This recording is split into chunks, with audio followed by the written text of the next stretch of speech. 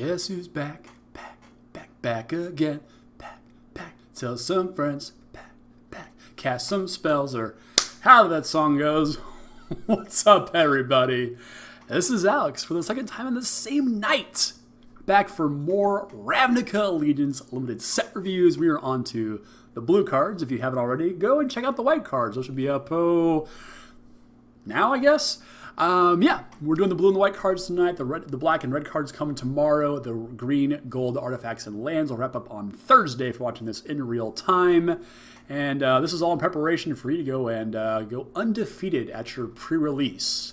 I can't guarantee that, actually. That's not a legally binding statement. That's just, if you want to do well, watch this video and you'll know what to play, and maybe you'll do well. I can't guarantee anything. So, anyway, we are on to the blue cards, and, wow, legal speak in the Azorius side of the review. I'm 2 for 2 now on just really poorly executed jokes that are so well timed that I'm actually impressed with myself right now. So enough tapping myself on the back right now. Let's talk about magic cards. As always, we're going back to the 4-point scale as we talked about last time. Your ones are cards you should probably never ever play, barring extreme circumstances. 2s are your more generic filler. 3s are your more powerful uncommons and removal spells, powerful creatures. And your 4s are absolute bombs that you will always play. You open your pack and say, yes, I'm going to play this color. So let's get right into things with Arrester's Admonition. Sure. 2 and a white instant at common. Return target creature to its owner's hand. And Addendum. This says that if you cast it during your main phase, you draw a card. Addendum will basically be do this in your main phase and gain an additional effect in addition to the card's usual text. I am not happy that this costs 3 mana. We used to have Unsummon. We've had Vapor Snag. And now you're telling me I have to play at sorcery speed to draw the card? Actually, that's still pretty good, especially, with as many big creatures there are in this set, with things like out of Gruul and Simic, basically time-locking your opponent for such a relatively low investment is a really powerful thing here. I'm not going to take a whole bunch of these in my decks, maybe 2 or 3 if I'm playing like a really defensive tempo-based blue-white deck. But for the most part, this is a pretty solid playable here. I'm going to give this a solid 2. It might be better than that, but just tacking on that 3rd mana and requiring you to cast it during your main phase to actually get any extra benefit out of it, not where I typically want to be playing my tempo spells, but, take what you can get, honestly. Next up, we have Benthic Biomancer. Get some Merfolk Mutant Love. A single blue mana gets you a rare Merfolk Wizard Mutant. At rare, 1/1 with Adapt. Now, Adapt says, Adapt X. So you get counters on it equal to X when you pay the mana. So 1 in a blue, Adapt 1. If this creature has no +1/+1 counters on it, put a +1/+1 counter on it. And whenever 1 or more counters are put on it, draw a card and discard a card. So it's a Merfolk Looter with an extra upside here. Obviously, Adapt can only be used once, but unlike Monstrous, which is basically just a better version of, the creature does not become adapted, much like monster creatures became monstrous and then could not use their ability again. So if you can pull the counter off of the Biomancer, you are able to do it again. So that's actually really powerful, and there's a number of cards in this set that actually let you manipulate +1/+1 counters, which is actually a really cool effect here. It's not the most exciting Simic effect in the world, but hey, you get what you get. Yeah, so this card is actually surprisingly powerful. For 1 mana, it's good for a couple points of damage. The card draw isn't anything to scoff at either, and being able to loot away bad cards you don't need are always fantastic. And the upside is there if you have the right kind of cards to use its full power. So this is a solid 2 for me. It probably is worth better than that if I have it in the right Simic deck and can take advantage of that adaptability multiple times. Maybe if I can blink this a couple of times, I'm a little bit more inclined to play it. Next up, we have Chillbringer. 4 and a blue elemental at common, flying 3/3. When it enters the battlefield, tap target creature an opponent controls. It doesn't untap during its controller's next untap step. So this is typically a little overpriced, I think. Things like Frostlinks come to mind as being a better version of this, in my opinion. But tacking on an extra point of toughness and power, and giving it flying makes this thing surprisingly good. So, at the top end of my blue deck's curves in both limited and draft, I'm inclined to play at least one of these guys. This is a solid 2.5 for me. That lockdown effect is nothing to scoff at in limited, especially if your opponent plays a big creature with all of their mana. Tap it down. Sorry. So moving right along, we have Clear the Mind, our first sort of misplaced Dimir card in a non-Dimir set. 2 and a blue sorcery. God, it's a sorcery too. Ugh. Less impressed. Common. Target player shuffles their graveyard into their library and draws a card. I honestly don't see the point in having this unless you're just playing the most dirtily wheel spinny blue-white deck you've ever seen, and you just want to be able to recycle all of your counter spells, all of your bounce and removal spells. Then and only then does this become playable. As it stands, there is no reason that I'm going to put this in my deck. This is a 1 for me, and barely that. Like I said, I'm going to need that super, super grindy blue-white deck before I even look at this. This is just not what we're doing in limited play at all. 3 mana, draws a card for little effect. Sorry, not going to happen. Next up, we have Code of Constraint. 2 and a blue, instant at uncommon. Target creature gets -4, -0 till the end of turn, and you draw a card. Now we're talking. And then, if you cast it during your main phase, tap that creature, and it doesn't untap during its controller's next untap step. This is a much better version than Arrester's Admission because it is designed to be played in your main phase. So, because there's some flexibility here. You can use it to shrink down one of their guys and draw a card. But honestly, I'm happy to play this my main phase every single time and just get the bonus out of it. I'm happy to do that. No questions asked. This card's really powerful. Solid 2.5 for me. Don't let that instant speed fool you. This is designed to be played in your main phase. Guaranteed. Unless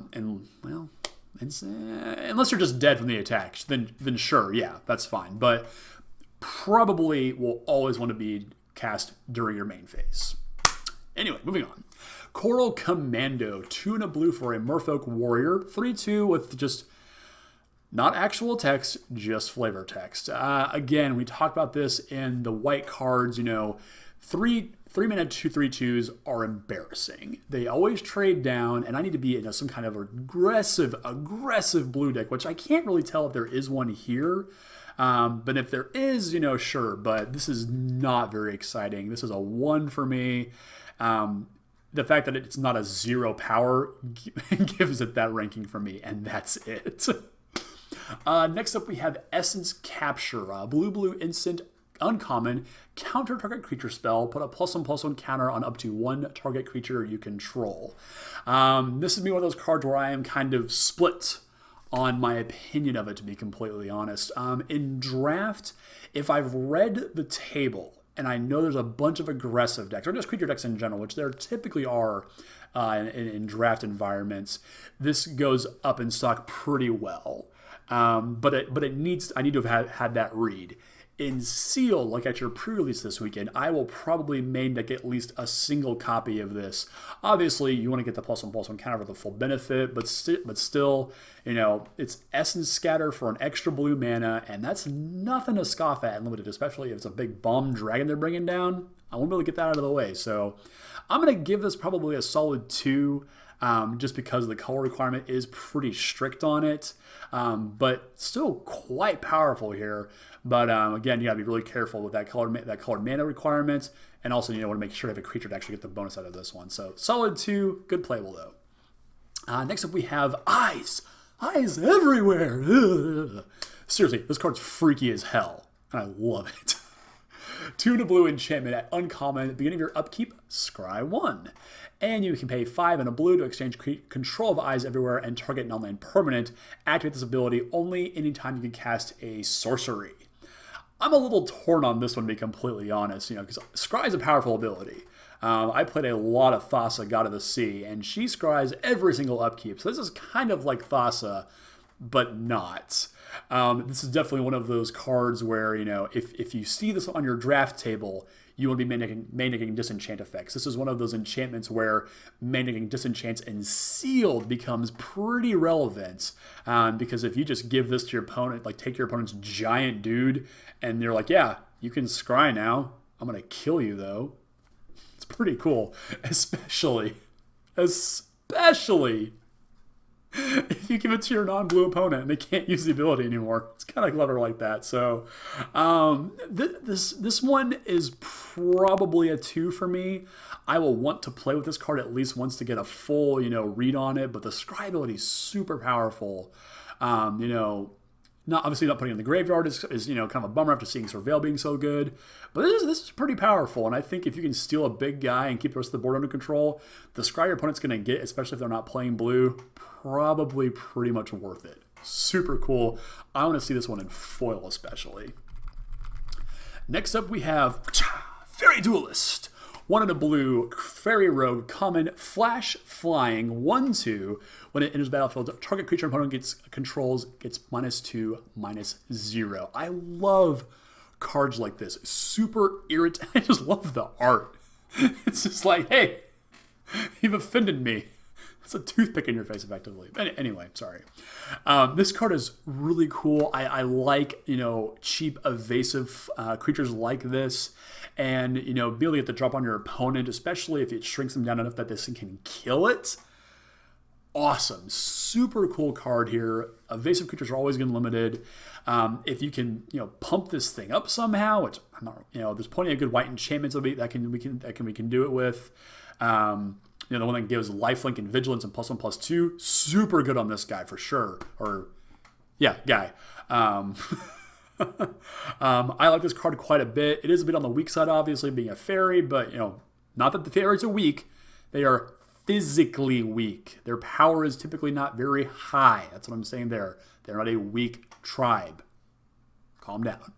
I'm going to give this one a solid 2. Might be a little bit better, once I get a chance to play with this card. There could be a really powerful blue tempo deck that plays a bunch of these and some of the bounce spells. So pretty cool stuff here. Next up, we have Gateway Sneak. 2 in a blue gets you an uncommon 1/3 Vidalcan Rogue. Whenever a gate enters the battlefield under your control, it can't be blocked this turn. Whenever a Gateway Sneak deals a common damage to a player, draw a card. So I don't... You obviously want to have a bunch of gates to make this thing be worth it here. I can see this being good in both the blue-white and blue-green decks because obviously you can make Gateway Sneak a little bit bigger in Simic. You have the tempo and tap down plays in Azoria, so I think this thing is going to get through for a fair amount of damage even without the gate trigger on there. So I'm going to give this. I need to play with this one honestly. But I'm inclined to say that it's a solid 2, 2.5. Not discarding is huge on the draw effect. This is not a Shadow Mage Infiltrator that requires you to loot your cards away, obviously. So I think with a fair number of gates, I'm happy to play this.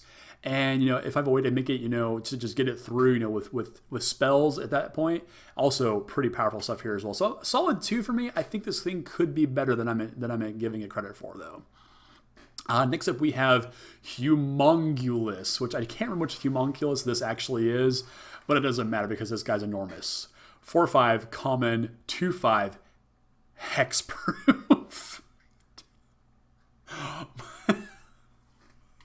I hate hexproof as a mechanic. I'm not going to lie. I think it's so dumb that they thought hexproof was a good idea.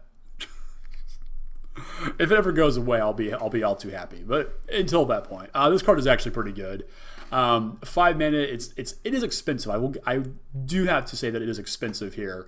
But if it's at the top end of your curve in your sort of blue defensive deck, or even with Simic, being able to put counters on this thing, it just gets absurd here. So as a sort of the top end, it's not bad. The 5 toughness means it's going to survive everything at that point. It's not going to do a whole lot of damage in the beginning of the game, at the point of the game where you play it, but eventually it can get to the point where it will beat down. I'm reminded of Wishcoin Crab from Guilds of Ravnica, a card that I liked quite a bit in that sealed, in that limited format. Obviously, this is one more mana for an extra point of toughness, so I think the two are comparable. And I think if Wishcoin Crab is an indication, this card may very well play a similar role to that the Crab did in Ravnica Allegiance Limited. So I like this card a lot. It's a solid 2.25 for me. Filler, but good filler. Next up, we have Mass Manipulation. Oh my god. XX. Blue, sorcery, rare, gain control of X target creatures and or planeswalkers. I beseech you, do not play this. I mean, 5 mana. Oh, no. So it's 4. It's 6 mana just to seal one thing. And it better be a damn good thing. And then it's 8, 10, so on and so forth. The game must have gone horribly long and horribly wrong for this spell to actually have an impact on the board. I ain't buying this one. Yeah, there's a couple of green cards that allow you to ramp it your mana, but if this is your payoff, I think something's gone horribly wrong. I would not touch this one at all. This is a flat out 0 for me. Pass. Hard pass. And I hope if you're playing Blue as your pre-release this weekend, you don't open this as your promo because you're going to feel bad. You're going to feel manipulated is what's going to happen. Now, I do hope you open this, and frankly, I hope I open this weekend. This is the Mesmerizing Benthid. What is a Benthid, you ask, Alex? Well, it's an octopus. 3 blue, mythic, rare, 4/5. As it enters the battlefield, it creates 2 0/2 blue illusion creature tokens with whenever this creature blocks a creature, that creature doesn't untap during its controller's next untap step. Cool. But there's more. It has hexproof as long as you control an illusion. But Alex, I hear you say you said you didn't like hexproof. Well, this is different hexproof. This is conditional hexproof. Eventually, you will run out of illusions. Or, what if you blink this thing? Or if you play this with Jace Cunning Castaway, I think it might be time for him to come out of the bulk binder if this is a real card here, which I think it could be. That being said, this thing is an absolute knockout punch in Limited. This is probably as close to a 4 in blue that we're going to see here, creature-wise at least. This card is bonkers powerful. The fact that the illusions don't have the really irritating, if they get targeted, they sacrifice effect is really powerful. I'll be happy to block something, let the creature die, and then have that locked-in ability still on it, and then have the Benthid to be able to jump in there and keep attacking. 4/5 for 5, awesome stats. This is a solid 3.5 for me, and even better if you manage to be able to blink this thing somehow. And then we've already seen a couple spells that do that, so keep an eye out for this bad boy, or girl, octopus. Very powerful. Next up, we have the Persistent Petitioners. I'm going to lose this card at least once. I can already tell. 1 in a blue common, 1/3 human advisor, pay 1 and tap it. Target player puts the top card of his or her library into their graveyard. That's weak, but if you tapped 4 untapped advisors you control, target player puts the top 12 cards of their library into their graveyard. And to top it off, a deck can have any number of cards named Persistent Petitioners. I'm going to lose to this thing at least one time. I already know. Okay, this is why you play the Calm Mind card, the one that shows your library back in the graveyard. That's why you play this card. If you see these at your draft and you're not taking them, then you play that. And that's the only time that you will. And pray they don't mill it for you. This is a super weird card to evaluate because it's flat out 0. Or pretty much a 1. By itself. The 1/3 body is relevant, but the activated ability is so weak. Like there's literally no benefit to activating this, unless that's your game plan. But once you do have 4 or more of these stupid things, at that point they become very, very scary. So This is a definite build around me card. By itself, not impressive, but it's sealed. You have the potential to open, and I'm in a okay. Let's say you get one foil. Like you could foreseeably open 7 of these. 6. For sure in your common slot, and that's cool. Great. But that's so unlikely. I just don't see that happening. This is definitely a draft card. And I hope you're not sitting next to the person who thinks they're going to draft this deck too, because neither of you will get there. Card is so dumb. Next up, we have Precognitive Perception. I love all of the alliteration in this set. Precognitive Perception is a 3 blue instant at rare. Lets you draw 3 cards. Jace's Ingenuity, already awesome. That's uncommon. What makes this special? Addendum. If you cast it during your main phase instead, you scry 3, then draw 3. Yeah, I'll dig through time effectively. Look at 6 cards effectively. This card is busted. Super good. In a late game board stall situation, I will happily tap out on 5 for this effect. Or hell, if we're just kind of chilling out and nothing's happening in the game, I will still cast this on turn 5 in my main phase and just all that card advantage. That card selection is absurd here. This probably has the makings of a standard playable card. Wouldn't be surprised at all. Obviously, you need to have things that are good to draw towards with this. Otherwise, it's just spinning your wheels again. But that's what blue players like to do. So this one definitely gets a solid 2.5 for me. You want to have cards in the deck that you can get to that will win the game. But as long as they're in your deck, this will help you find them and fast. Next up, we have Prying Eyes. Citizen, your crime has been recorded. Cease movement and await arrest or further penalties will immediately be imposed. It's the completely wrong tone for these little things. They're little bugs, little thopters. There's no way that a booming baritone is coming out of that thing. Maybe, I don't know. 4 blue instant common. The digression. 4 blue instant at common draws you 4 cards, and then you discard 2 cards. Why can't I just draw all 4 cards? What's wrong with opportunity? I get it. Yeah, it's common. I get it. It's fine. Yeah, this is perfectly playable here. This is a great way to filter out extra lands in your hand. I just wish there was a way to take advantage of the graveyard in this set of any kind, and there just unfortunately isn't. I don't know if this is all going to come together when the third set, Battle for the Spark, gets released this spring. If we're gonna draft all 3 sets together, or how, I don't know. I haven't looked on it. So if you do know, let me know in the comments. Do that thing. But discarding, it's kind of irrelevant here. I'm not all that impressed by this card. Pretty weak. But still, it's a lot of card velocity. Solid 2. 1.5. 1.5. That's like a too hasty. Probably won't be playing this one all that often. The card that every Legacy player I know is losing their mind over. Petra Mander. 1 blue, uncommon, 1/1 for a Salamander Drake. Too cool. It flies and adapts 4 for 7 and a blue, which is an absurd amount of mana, until you read that the ability costs 1 less to activate for each instant and sorcery in your graveyard. Yikes.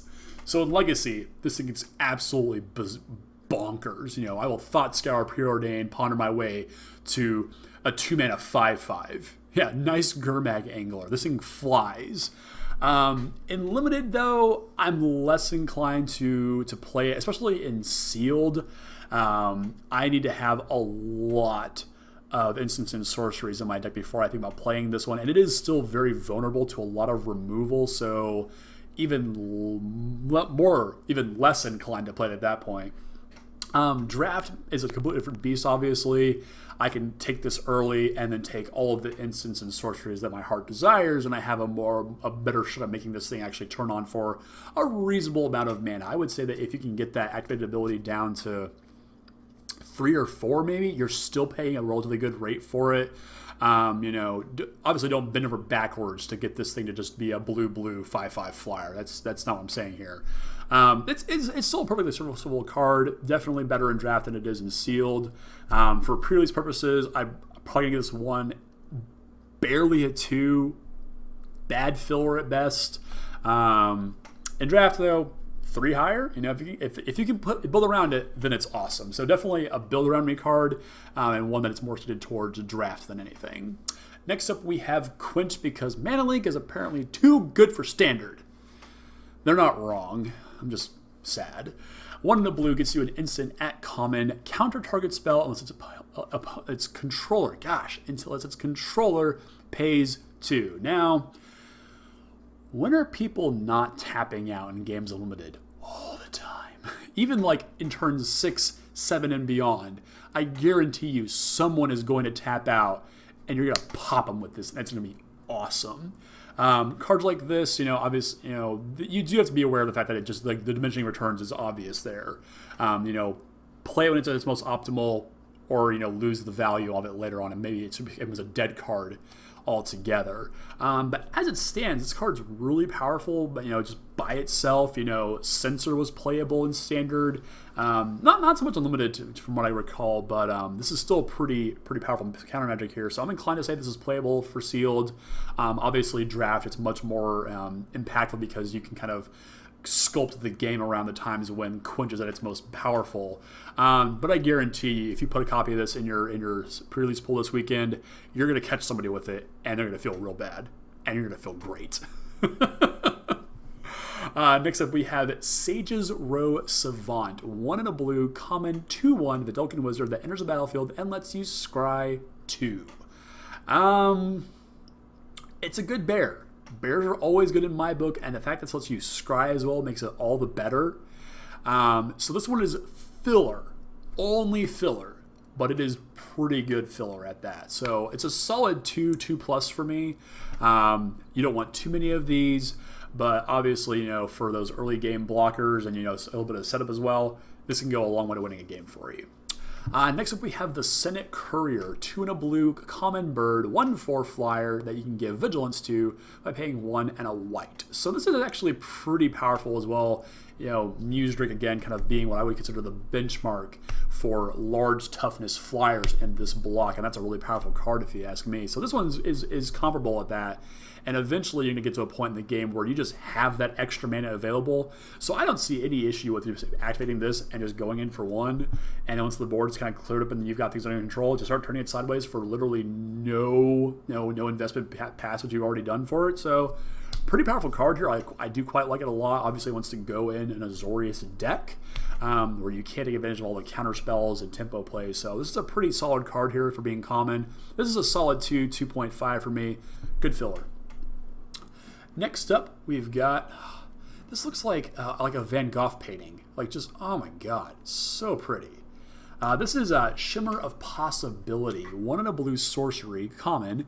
Look at the top 4 cards of your library, put 1 of them into your hand, and the rest at the bottom of your library in any random, or in a random order, not any random order, because that would be not random, but in a random order. This card is actually pretty impressive.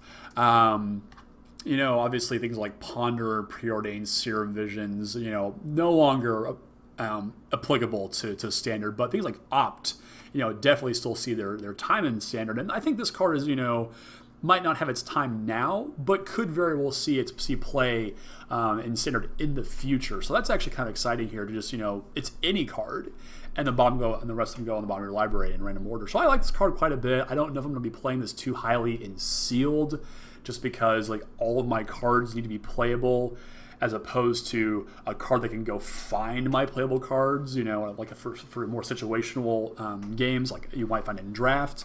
So I'm more inclined to say this is better in draft, probably a solid 2 in draft, less so in sealed, not a very good filler. But if you're scrounging for playables, this might make the cut and let you find your more impactful cards here. So, like I said, probably a standard player in the future, but not today. But still, that art is gorgeous. Next up, we have Skatewing Spy, 3 in a blue, 2/3 uncommon, Vedalken Rogue Mutant. Each creature you control with a +1/+1 counter on it has flying, and you can pay 5 in a blue and adapt for 2. So all of a sudden, you've invested 10 mana in a 4/5 flyer. That's not a bad rate, honestly. It's an investment over the course of a game. I'm fine with that, to be completely honest. And it doesn't need to have a counter on it to be, count towards the rest of the board. If they just already have the counters on it, this card just gets really powerful really quickly. And if you have any adapt going on, if you have any +1/+1 counter shenanigans, playing this and swinging in for lethal isn't completely out of the question. And by itself, 4/5 flyers, that's pretty damn powerful for an uncommon here. So given its pseudo lord status, I'm inclined to give this one a solid 2.5. It might be better, as long as I have a good way of putting a lot of +1/+1 counters on a majority of my creatures, especially in draft. This is a solid 2 here for me. Could possibly be better. I need to see how this one plays out, though. Next up, we have the Skitter Eel, which takes my award for the freakiest looking card in the whole set. There's an anime out there, I can't think of the name, that has shark crab monsters that are absolutely horrifying, and this is very reminiscent of that. I'm going to have nightmares now. Thanks, WotC. Thank you. Anyway, Skitter Eel is a 3 and a blue common 3/3 fish crab that adapts for 2 and a blue. So again, 4, 5, 6, 7 mana for a 4/4. It's all about I like adapt in the fact that it allows you to make the investment over several turns. You use it when you can, and it's an instant speed as well, which makes it that much more appealing here. So 4 mana 3/3s, it's Hill Giant stats, and then to make that little investment later on in the game to get that extra benefit. Even better, this is a pretty solid card here for Simic. This one gets a solid 2.5 for me. This is a pretty good filler card in my opinion. Next up, we have got Slime Time, apparently. A Slime Bind, but I'm talking about the Nickelodeon Slime. 90s kids, you'll get it.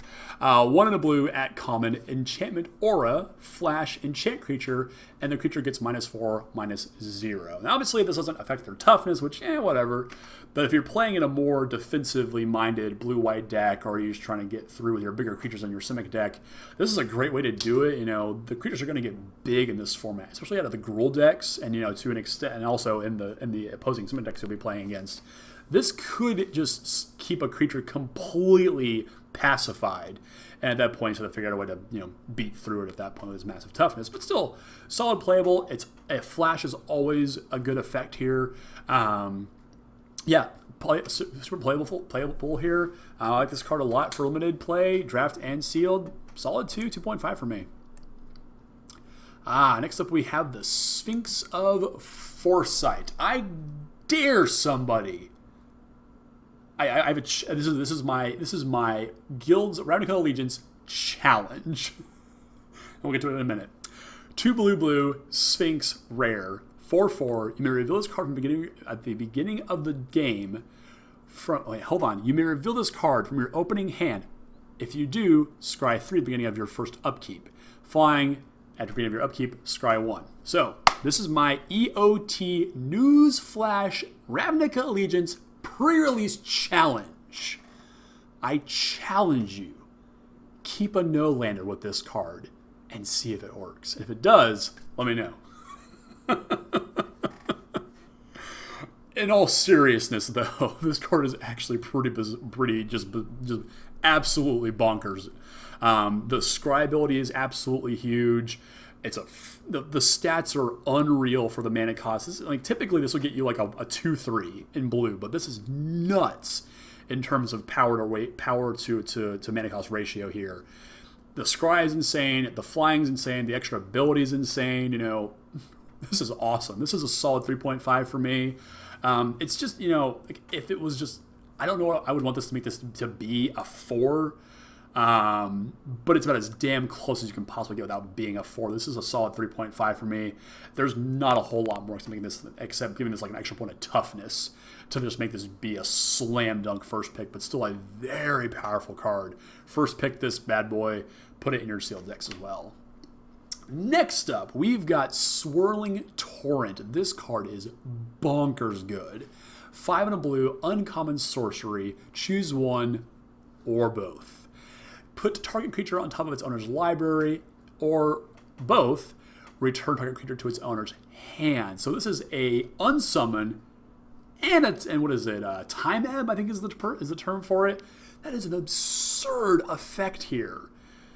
put their biggest guy back on top of their library, put another guy up. Like this will probably clear the board of all your problems and buy you a turn or two of, be able to rebuild if you need to. This is a super powerful card here. Like it a lot. Solid 3.5 for me. If the format is slow enough, which with Riot being a thing, I'm not so sure, but if it's a relatively slow format, this card will absolutely lead to some major blowouts in a lot of games. And this is a great first pick here, I think, for if you're going to be playing a more blue controlling deck. Next up, we have Thought Collapse. 1 blue, uncommon, counter target spell. Its controller puts the top 3 cards of their library into their graveyard. I don't understand what the fascination is with every freaking set having a mill sub-theme. Like, literal, just like the most sub of sub-themes. Like, down here is how sub we're getting here.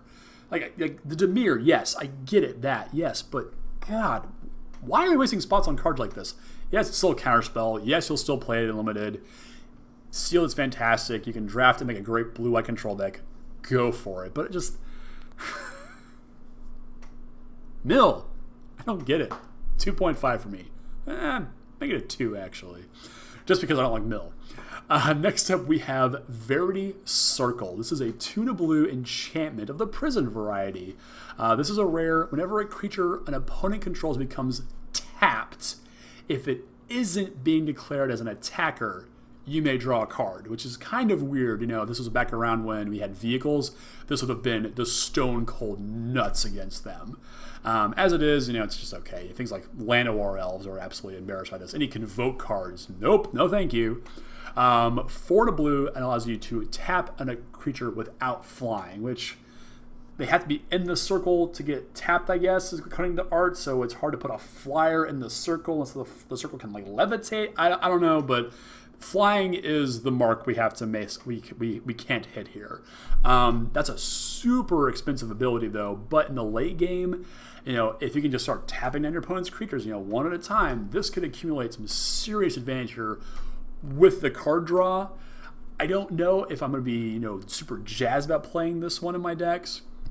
But if I am playing a more, like a more defensive blue-white deck, or even a more mana rampy blue-green deck that can make 5-10 mana in a turn and really take advantage of the tap ability, this might become a bit more powerful than I think it is.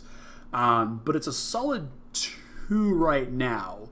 You've got to build around it for sure, but I think once you do have the deck that it wants to be in, this is a really powerful card and a very interesting one at that. Very cool prison type card. All right, last 2 blue cards. Let's do this.